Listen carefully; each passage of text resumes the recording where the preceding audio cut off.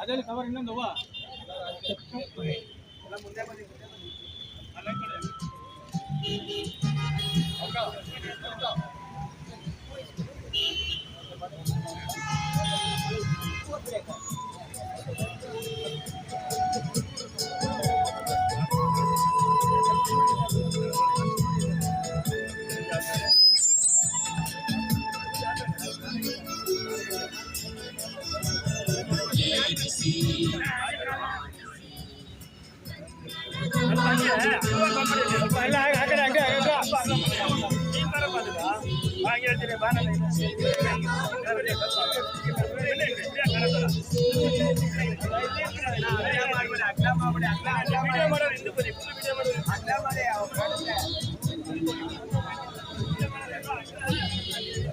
ನಾಡು ಮೆಚ್ಚಿದ ದೊರೆ ಈ ಒಂದು ಒಕ್ಕೂಟ ದೇಶ ಸ್ಥಾಪನೆಗೆ ಕಾರಣವಾದಂಥ ತಮ್ಮ ಸಮಸ್ತ ನಾಡನ್ನ ಈ ಒಂದು ಒಕ್ಕೂಟ ದೇಶಕ್ಕೆ ತ್ಯಾಗ ಮಾಡಿದ ಶ್ರೀಮಂತ ಮಹಾರಾಜ ಜಯಚಾಮರಾಜೇಂದ್ರ ಒಡೆಯರ್ರವರ ತ್ಯಾಗದ ನೆನಪಿಗಾಗಿ ಕನ್ನಡಿಗರು ಈ ದೇಶಕ್ಕೆ ಏನೆಲ್ಲ ಕೊಟ್ಟಿದ್ದೇವೆ, ಏನೆಲ್ಲ ಕಳ್ಕೊಂಡಿದ್ದೇವೆ ಅನ್ನೋದನ್ನ ವಿಚಾರ ಮಾಡ್ತಕ್ಕಂಥ ಈ ಒಂದು ಆಗಸ್ಟ್ 9 ಕನ್ನಡಿಗರೆಲ್ಲರೂ ಕೂಡ ಜಾಗೃತಿ ಆಗಬೇಕು.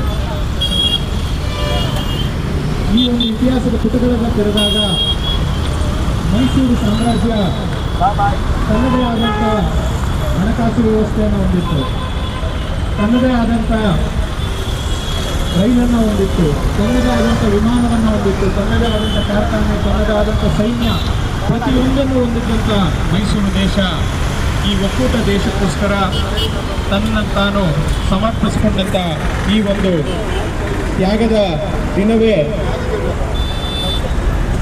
ಆಗಸ್ಟ್ 9. ಇನ್ಸ್ಟ್ರುಮೆಂಟೇಷನ್ ಆಫ್ ಆಕ್ಸಿಷನ್ ಪ್ರಕಾರ 1947ನೇ ಇಸ್ವಿಯಲ್ಲಿ ಆಗಸ್ಟ್ 9ನೇ ತಾರೀಕು ನಮ್ಮ ಮಹಾರಾಜರು ಅಂದಿನ ಸರ್ದಾರ್ ವಲ್ಲಭಾಯ್ ಪಟೇಲ್ ಮತ್ತು ನೆಹರೂರವರ ಒಂದು ಪ್ರಾರ್ಥನೆಗೆ ಮನ್ನಿಸಿ ಮೈಸೂರು ಸಾಮ್ರಾಜ್ಯ ಸಮಸ್ತ ಸಾಮ್ರಾಜ್ಯವನ್ನು ತ್ಯಾಗ ಮಾಡ್ತಾರೆ. ಇಂಥ ಒಂದು ಮಹಾತ್ಯಾಗ ಕನ್ನಡಿಗರ ಹೆಮ್ಮೆ. ಈ ಒಂದು ದಿನವನ್ನ ಪ್ರತಿಯೊಬ್ಬ ಕನ್ನಡಿಗರು ಕೂಡ ನೆನಬೇಕು. ಈ ಒಂದು ಕಾರ್ಯಕ್ರಮಕ್ಕೆ ಏನು ತಾವೆಲ್ಲ ಸೇರಿದಿರ, ಈ ಒಂದು ಕಾರ್ಯಕ್ರಮವನ್ನ ಆಯೋಜನೆ ಮಾಡಬೇಕು ಅಂತ ಹೇಳಿದಾಗ ನಮ್ಮ ನಾಡಪ್ರಭು ನಾಡ ಸೇನಾನಿ ಕೆಂಪೇಗೌಡ ಸೇವಾ ಟ್ರಸ್ಟ್ನ ಅಧ್ಯಕ್ಷರಾದಂಥ ಶ್ರೀ ಮೋಹನ್ ರವರು ಮುಂದೆ ಬಂದು ಇಲ್ಲಿ ನಮ್ಮ ಸ್ಥಳದಲ್ಲೇ ಮಾಡೋಣ ಅಂತ ಹೇಳಿ ಅವರು ಈ ಕಾರ್ಯಕ್ರಮವನ್ನು ಆಯೋಜನೆ ಮಾಡೋದಕ್ಕೆ ಸಹಕಾರ ಕೊಟ್ಟಿದ್ದಾರೆ. ಅವರಿಗೆ ತಮ್ಮೆಲ್ಲರ ಪರವಾಗಿ ನಾನು ಸ್ವಾಗತವನ್ನು ಬಯಸ್ತಾ ಇದ್ದೀನಿ. ಹಾಗೆ ಈ ಒಂದು ಕಾರ್ಯಕ್ರಮಕ್ಕೆ ಮೊದಲನೇ ದಿನದಿಂದಲೂ ಕೂಡ ನಾವು ರಾಜ್ಯದ ಹಲವು ಜಿಲ್ಲೆಗಳಿಗೆ ಪ್ರವಾಸ ಮಾಡಿ ಈ ಒಂದು ಆಗಸ್ಟ್ 9 ಮನೆ ಮನೆಗಳ ಮೇಲೆ ಕನ್ನಡ ಬಾವುಟ ಕಾರ್ಯಕ್ರಮದ ವಿಷಯವನ್ನು ಎಲ್ಲ ಜಿಲ್ಲೆಗಳಿಗೆ ಹಬ್ಬಿಸುವಂಥ ಕೆಲಸ ಮಾಡಿದ್ದೀವಿ. ಅಂದು ಜೊತೆಗಿದ್ದಂತಹ ನಂದಿನಿ ರೇಡಿಯೋ ಹರೀಶ್ ಬಂದಿದ್ದಾರೆ, ಅವ್ರಿಗೂ ಕೂಡ ನಾನು ಸ್ವಾಗತವನ್ನು ಬಯಸ್ತಾ ಇದ್ದೀನಿ. ಹಾಗೆ ಕನ್ನಡ ಸಾಹಿತ್ಯ ಪರಿಷತ್ತಿನ ಗೋವಿಂದರಾಜನಗರ ಮತ್ತು ವಿಜಯನಗರದ ಅಧ್ಯಕ್ಷರಾಗಿರ್ತಕ್ಕಂಥ ಕನ್ನಡ ಸೇವಾಕರ್ತರಾಗಿರ್ತಕ್ಕಂಥ ಉಮೇಶ್ ಚಂದ್ರರವರು ಬಂದಿದ್ದಾರೆ, ಅವ್ರಿಗೂ ಕೂಡ ತಮ್ಮೆಲ್ಲರ ಪರವಾಗಿ ನಾನು ಸ್ವಾಗತವನ್ನು ಬಯಸ್ತಾ ಇದ್ದೀನಿ. ಕನ್ನಡಿಗರ ಇತಿಹಾಸವನ್ನು ಮನೆ ಮನೆಗೆ ತಲುಪಿಸುವಂಥ ಕೆಲಸ ಮಾಡ್ತಾ ಇರ್ತಕ್ಕಂಥ ಭುವನೇಶ್ ಅವರು ಬಂದಿದ್ದಾರೆ, ಅವ್ರಿಗೂ ಕೂಡ ನಾನು ಸ್ವಾಗತವನ್ನು ಬಯಸ್ತಾ ಇದ್ದೀನಿ. ಕನ್ನಡ ಚಳವಳಿಯ ಹಲವು ಮುಖಂಡರುಗಳಾದಂತಹ ಜಯರಾಮ್ ಅವರು, ಸೋಮು, ಶಿವಕುಮಾರು, ಶಿವಪ್ಪ, ಚಂದ್ರು, ಹರೀಶ್, ರಾಜಣ್ಣ, ಶ್ರೀನಿವಾಸು, ರಾಜಾವಲಿ, ಗಂಗಾಧರು, ಶಂಕರು, ನಮ್ಮ ಸಾಂಸ್ಕೃತಿಕ ಘಟಕದ ಅಧ್ಯಕ್ಷರಾಗಿರ್ತಕ್ಕಂತಹ ಸಿಟ್ಟಿರಾಜ್ ಅವರು, ರಾಜಶೇಖರ್ ಅವರು, ಸದಾ ನಮ್ಮ ಬೆನ್ನೆಲುಬಾಗಿ ನಿಂತಿರ್ತಕ್ಕಂತಹ ವಿಜಯ್ ಸಿಂಗ್ರವರು, ಚಂದ್ರೂರವರು, ನಮ್ಮ ನಟರಾಗಿರ್ತಕ್ಕಂಥ ಸ್ಮೈಲ್ ಶಿವರವರು, ಹಾಗೆ ವಿನಯ್ರವರು, ಚಂದ್ರೂರವರು, ಹೇಮಂತ್, ಹಾಗೆ ನಮ್ಮ ದರ್ಶನ್ ಕೃಷ್ಣರವರು, ಜಯಂತ್ ಅವರು, ವೆಂಕಿ ಕನ್ನಡಿಗ, ನಮ್ಮ ಮಂಜುನಾಥ್, ನಮ್ಮ ಮಹಿಳೆಯರಲ್ಲಿ ಗಾಢ ಪ್ರಮುಖವಾಗಿ ಎಲ್ಲ ಹೋರಾಟಗಳಲ್ಲಿ ಮುಂಚೂಣಿಯಲ್ಲಿ ನಿಂತ್ಕೊಂಡು ಎಲ್ಲ ಕೆಲಸ ಕಾರ್ಯಗಳಲ್ಲಿ ನಮಗೆ ಸಹಕಾರಿಯಾಗಿರ್ತಕ್ಕಂಥ ಎಂ ಬಿ ವಿಜಯಲಕ್ಷ್ಮೀರವರು, ಅವರ ಸ್ನೇಹಿತೆಯರು, ಬಂದಿರತಕ್ಕಂಥ ತಾಯಿ ತಂಗೀರು, ನಮ್ಮ ಆನಂದ್ರವರು, ಹಾಗೆ ನಮ್ಮ ಹಿರಿಯ ಕನ್ನಡ ಚಳವಳಿ ಮುಖಂಡರಾದಂತಹ ನಮ್ಮ ವಿಜಯ್ ಕುಮಾರ್ ಅವರು, ಎಲ್ರಿಗೂ ಕೂಡ ನಾನು ಈ ಒಂದು ನಾನು ಸ್ವಾಗತವನ್ನು ಬಯಸಿದ್ದೀನಿ. ಹಾಗೆ ಹರೀಶ್ ಅವರು ಬಂದಿದ್ದಾರೆ. ಈಗ ತಮ್ಮನ್ನ ಕುರಿತು ಈ ಒಂದು ಆಗಸ್ಟ್ 9ರ ಅಭಿಯಾನದ ವಿಷಯವನ್ನು ತಿಳಿಸ್ಕೊಡ್ಬೇಕು ಅಂತ ಹೇಳಿ ನಾನು ಭುವನೇಶ್ವರ್ನ ಕೇಳ್ಕೊತಾ ಇದ್ದೀನಿ. ನಮ್ಮ ಹರೀಶ್, ಮೊದಲನೇದಾಗಿ ಈ ಒಂದು ಆಗಸ್ಟ್ 9ಕ್ಕೆ ನಿಮ್ಮ ಕೆಲಸಗಳು ಏನೇ ಇದ್ರೂ ಕೂಡ ಅದನ್ನೆಲ್ಲ ಬಿಡು ಮಾಡಿಕೊಂಡು ಬಂದಿರುವಂತಹ ಎಲ್ಲ ಪ್ರೀತಿಯ ಕನ್ನಡಿಗರಿಗೂ ಹೃದಯಪೂರ್ವಕ ಧನ್ಯಗಳು. ಈ ಒಂದು ಆಗಸ್ಟ್ 9ನೇ ತಾರೀಕು ನಾವು ಆಚರಣೆ ಮಾಡ್ತಿರೋ ಕಾರಣ ಏನು ಅಂದರೆ, ಇದು ಮೈಸೂರು ಸಾಮ್ರಾಜ್ಯದ ತ್ಯಾಗದ ದಿನ.